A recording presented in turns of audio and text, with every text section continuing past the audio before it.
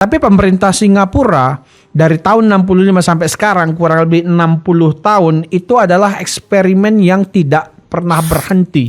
Generative AI, ChatGPT dan kawan-kawannya baru ramai di 2024. Tetapi di tahun 2022 pemerintah Singapura itu sudah melakukan riset di AI. Jadi yang mendapatkan insentif skill futures $4.000 Singapura ini itu adalah orang-orang yang pekerjaannya terdampak oleh industrialisasi. Ketika kita melakukan investasi kepada manusia, berarti di situ ada masa depan, dan Singapura sudah membuktikan itu.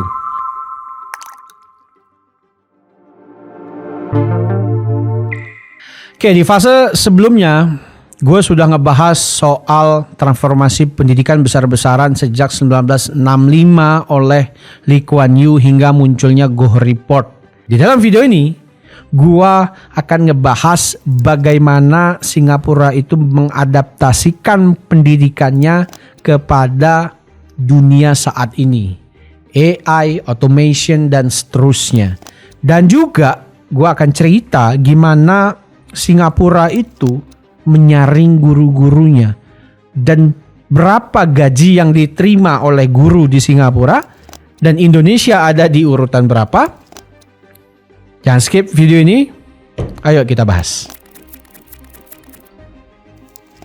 Nah, sekarang kita masuk ke fase yang keempat transformasi pendidikan di Singapura. Fase 4 ini disebut dengan fase Student Centered Values Driven. Jadi, pemerintah Singapura tidak lagi mengelompokkan siswa-siswa itu berdasarkan kecepatan belajar mereka secara menyeluruh. Tetapi sekarang, siswa itu dikelompokkan kelasnya itu berdasarkan mata pelajaran. Misalkan ada si A dan si B. Si A ini bahasa Inggrisnya ada di level 4. Si B bahasa Inggrisnya juga ada di level 4. Nah, si A dan si B ini itu akan belajar di kelas yang sama karena mereka memiliki level yang sama di kelas bahasa Inggris atau di mapel bahasa Inggris. Nah, lalu mapel matematika seperti apa? Ternyata si A itu ada di level 4, si B ini ada di level 3. Nah, mereka tidak bisa nih dalam satu kelas karena level pembelajaran mereka, penangkapan mereka, daya tangkap mereka itu berbeda di mata pelajaran matematika. Nah, jadi sistem pendidikan Singapura di fase 4 ini itu lebih manusiawi, melihat kelebihan dan kekurangan si siswa itu. Nah, kalau di fase 3 itu inti dari sistem pendidikannya itu adalah how we develop thinking. Nah, di fase 4 ini intinya itu adalah who are we developing and to what end. Nah, itulah kenapa kita menyebut fase 4 ini sebagai values driven. Siswa itu didorong untuk memiliki sense of purpose. Dia harus memiliki tujuan. Dia belajar ini mau kemana? Dia belajar ini ingin jadi apa? Apa yang ingin dia selesaikan di dunia nyata? Kenapa seperti itu? Karena seperti yang kita ketahui bahwa kualitas pendidikan Singapura yang sangat baik seperti sekarang itu pasti menimbulkan stres yang luar biasa. 73% siswa SD ikut les tambahan. Artinya ada kekhawatiran dari sisi orang tua sehingga anaknya itu diikutkan les tambahan.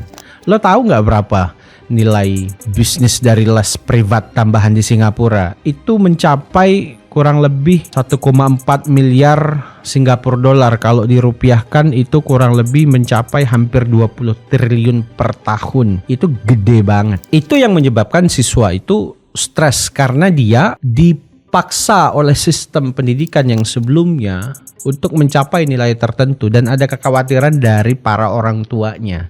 Maka dari itu di fase 4 ini pemerintah kalau setiap siswa tahu kemana tujuan dia ketika dia dewasa nanti, apa yang ingin dia capai, apa profesi yang ingin dia dapatkan, berapa gaji yang ingin dia peroleh nanti ketika dia sudah dewasa, dengan sendirinya siswa tersebut akan termotivasi. Karena dalam dunia psikologi itu guys, ya, motivasi yang muncul dari dalam diri sendiri itu jauh lebih powerful dari motivasi yang muncul dari luar. Kenapa? Karena motivasi yang muncul dari luar itu punya dampak negatif yang lebih besar potensi. Tetapi kalau semangat dan motivasi itu muncul dari dalam setiap siswa itu akan dengan senang hati belajar secara keras, belajar giat karena dia tahu apa yang dia tuju, sehingga stresnya itu bisa diminimalisir. Kemudian ada lagi values driven ini, pemerintah Singapura ingin menguatkan karakter-karakter para siswanya. Nah, di fase yang keempat, values driven ini betul-betul diimplementasikan oleh pemerintah Singapura. Pemerintah Singapura itu betul-betul memperhatikan well-beingnya atau kesejahteraan psikologis si siswa agar si siswa ini tidak terlalu stres, teman-teman.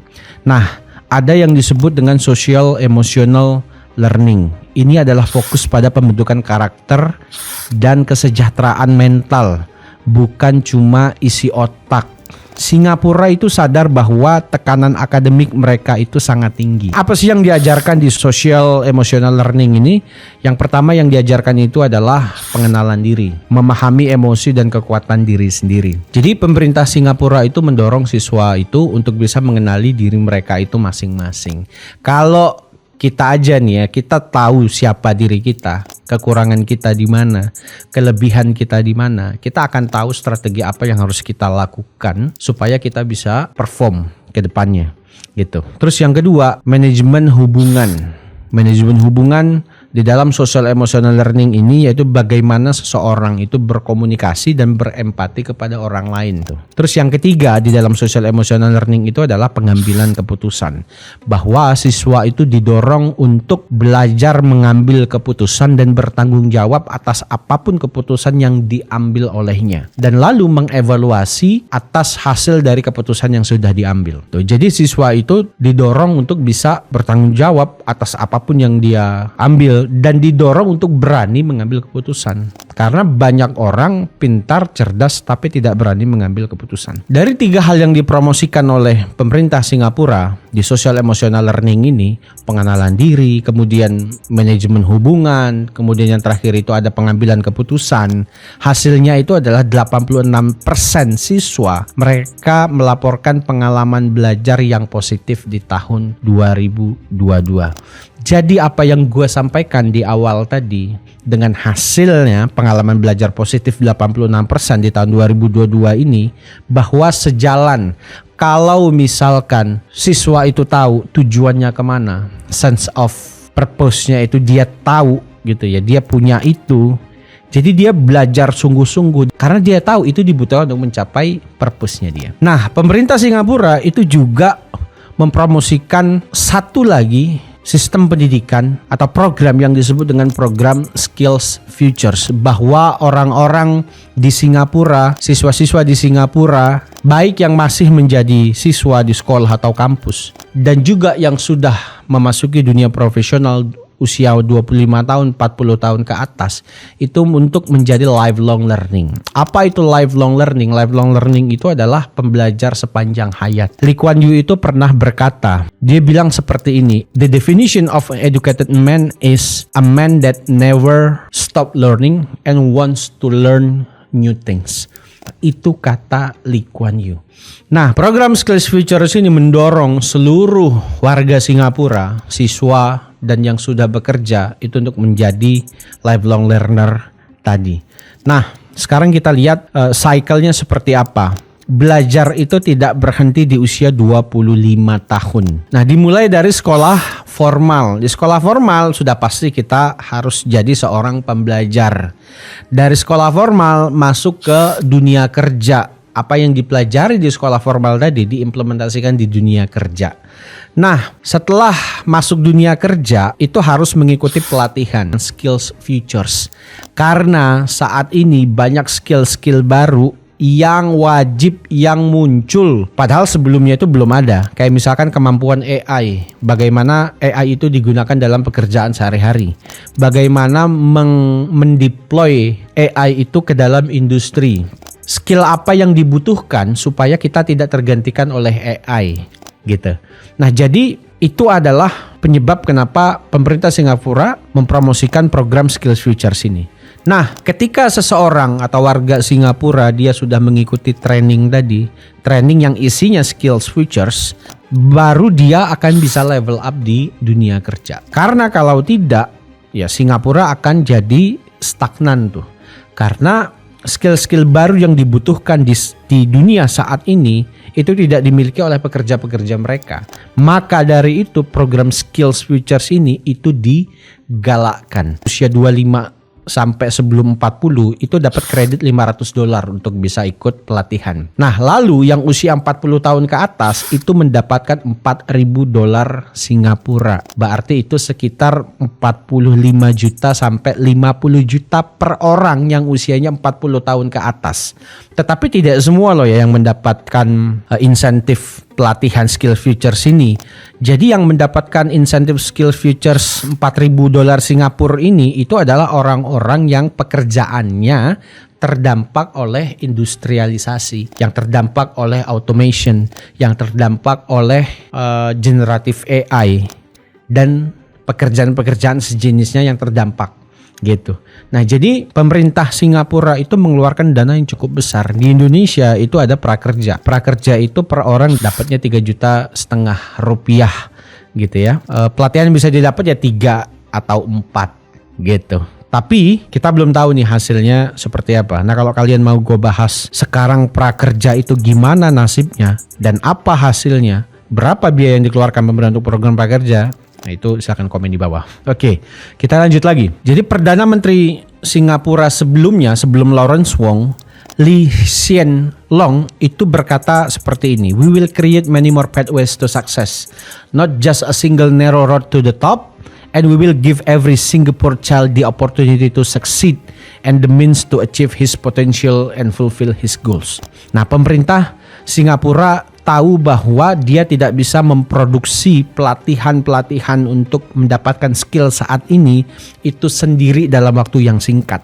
Maka dari itu pemerintah Singapura memberikan kredit tadi atau insentif untuk ikut pelatihan tadi. Jadi pemerintah Singapura itu betul-betul menempatkan pendidikan ini menjadi prioritas dari negara Singapura. Karena mereka paham satu-satunya sumber daya yang mereka miliki itu adalah manusianya.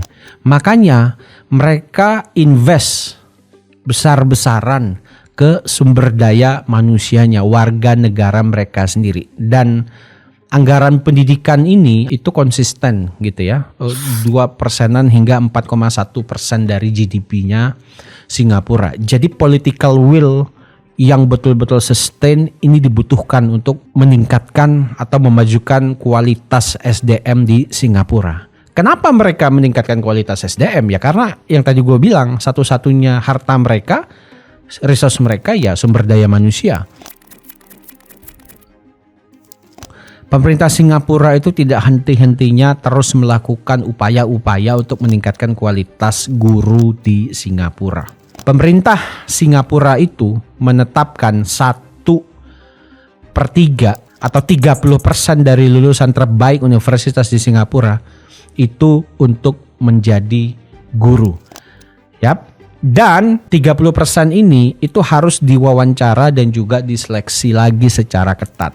Selain mereka punya kapasitas intelektual, mereka juga akan dicek bagaimana kemampuan mereka mengajar transfer knowledge-nya ke siswa. Gimana cara mereka menstimulasi siswa itu untuk ngeliatin mereka di dalam kelas gitu.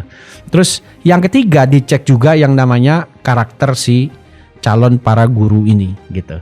Karena guru itu adalah orang yang berdiri setiap hari selama bertahun-tahun di depan kelas diliatin sama siswa-siswa. Apapun yang dilakukan sama si guru itu akan menjadi role model bagi si siswanya. Jadi National Institute of Education-nya Singapura itu betul-betul menseleksi para guru ini secara ketat. Mereka digaji juga dengan sangat baik gitu. Jadi pemerintah Singapura menempatkan posisi guru ini menjadi posisi yang bergengsi, tidak kalah dengan profesi-profesi di sektor swasta lainnya gitu.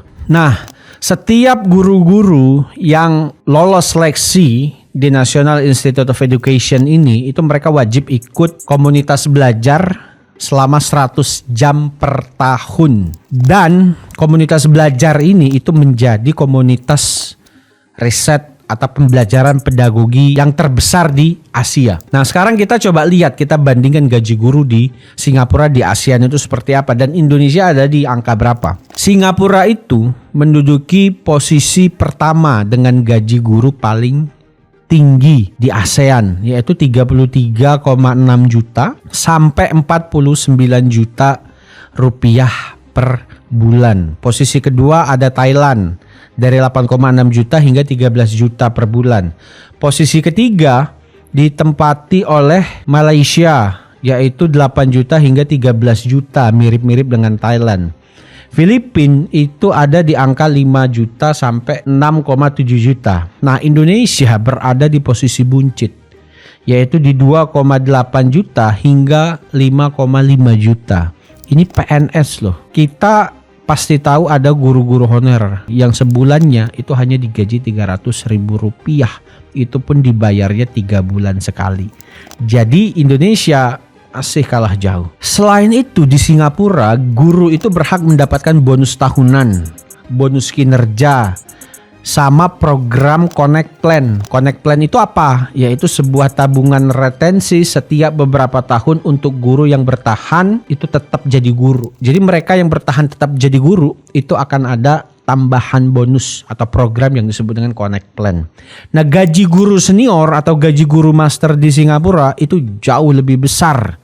Kalau tidak salah itu angkanya $10.000 Singapura per bulan. Artinya seorang guru senior di Singapura itu gajinya 130 juta. Kalau di Indonesia itu hampir sama kayak gaji para VP di BUMN seperti Pertamina dan seterusnya.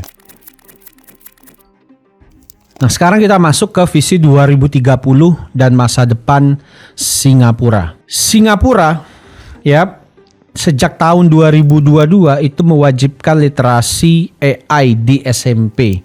Jadi AI di Singapura itu tidak dihindari, tetapi penggunaannya itu diatur oleh pemerintah Singapura untuk pembelajaran di portal SLS, Student Learning Space atau LMS-nya Singapura untuk siswa.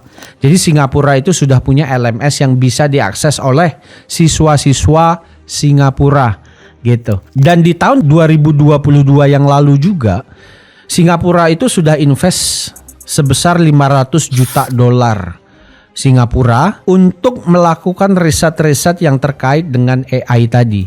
Pertama, tata cara penggunaan AI, etika penggunaan AI, deployment AI di industri, kemudian skill-skill apa saja yang perlu diimprove ketika AI ini hadir, dan hal-hal lainnya. Bayangkan ChatGPT itu baru ramenya di tahun sekitar 2024.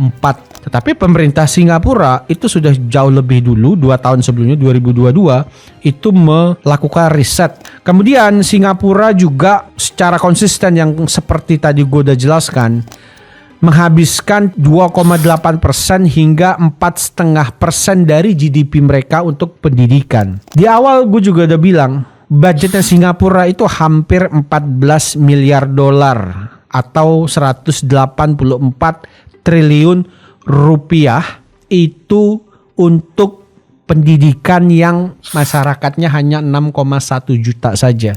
Dan anggaran di bidang pendidikan ini di Singapura itu masuk ke dalam 4 besar dari sektor lainnya gitu. Pemerintah Singapura juga di tahun 2030 tidak hanya mentargetkan jalur sukses lewat otak saja, tetapi lebih luas lagi. Bisa lewat seni, bisa lewat olahraga, bisa juga lewat kepemimpinan. Jadi ini adalah visi 2030 ya dari Singapura di bidang pendidikannya.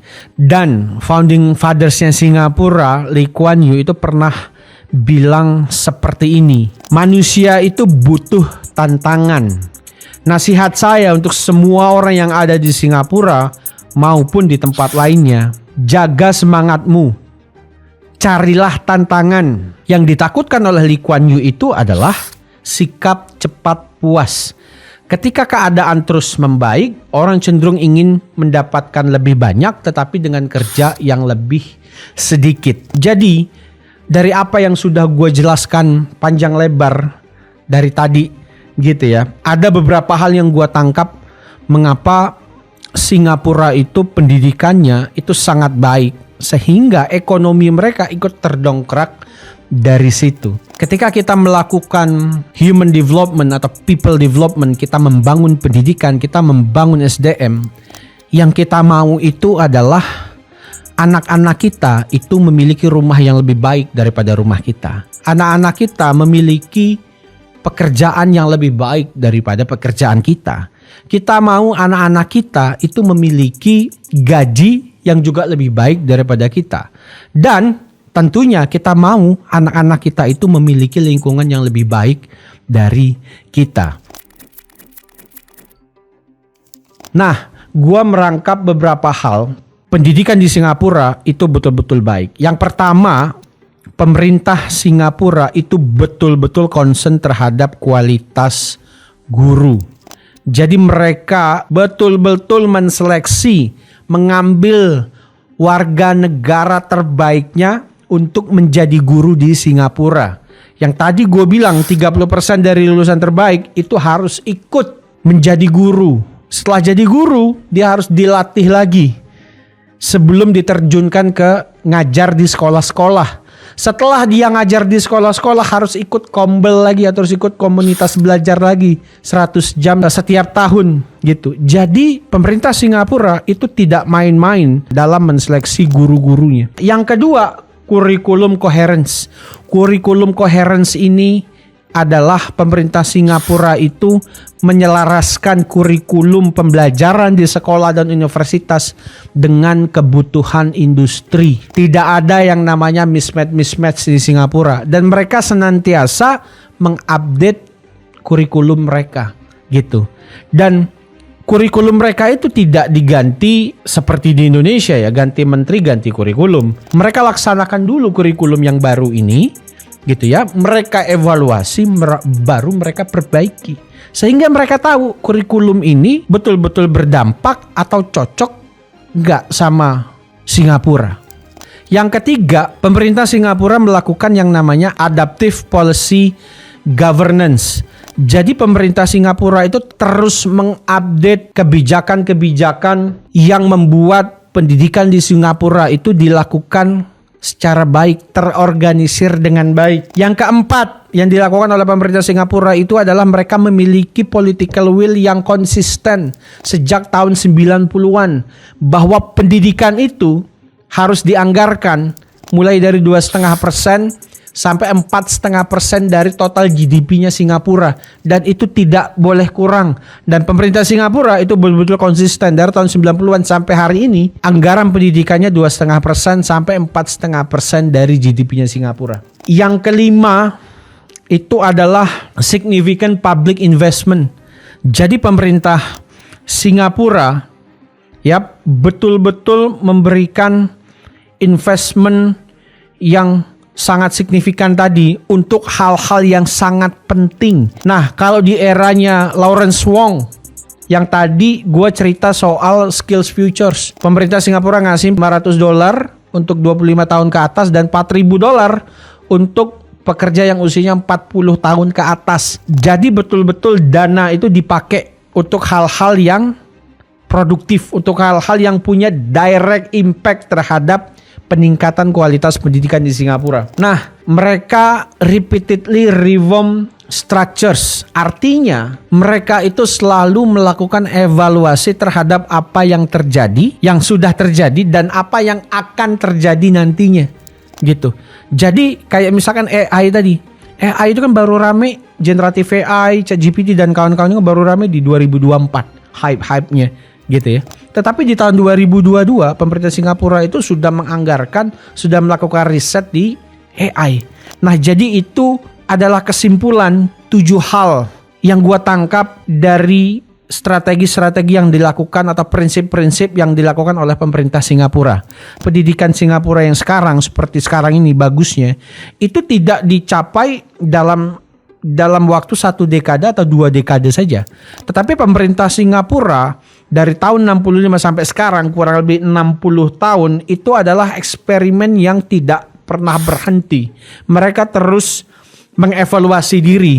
Dari air mata Lee Kuan Yew di tahun 65 ketika Singapura itu ditendang oleh Malaysia, ya, mereka membuktikan satu hal. Ketika kita melakukan investasi kepada manusia, berarti di situ ada masa depan, dan Singapura sudah membuktikan itu karena satu-satunya harta sumber daya yang dimiliki oleh Singapura adalah manusia. Terus pasti ada yang komentar nyinyir di sini. Kan Singapura kecil. Kan penduduk Singapura cuma 6 juta. Dulu cuma 1, sekian. Beda jauh lah sama Indonesia yang ratusan juta begini. Bro, bos, Cina itu penduduknya 3 sampai 4 kali lipat Indonesia. Tapi kok mereka bisa peringkat 1 pisah, pernah di peringkat 2 ganti-gantian sama Singapura? Penduduknya banyak. Nah, lo tonton nih video gua yang ngebahas pendidikan di China itu seperti apa. Yap. Nah, atau kalau kalian mau gua ngebahas bagaimana perjalanan sistem pendidikan di Indonesia, silakan komen di bawah. Like, kalau komennya nyampe 100, insya Allah gua sama tim akan bikinin video yang ngebahas sistem pendidikan Indonesia dimulai dari tahun 50-an sampai sekarang. Oke, itu saja. Semoga video ini bisa bermanfaat dan menambah volume otak kita semua. Sampai jumpa di video berikutnya. Jangan lupa like, subscribe, dan komen di bawah. Assalamualaikum.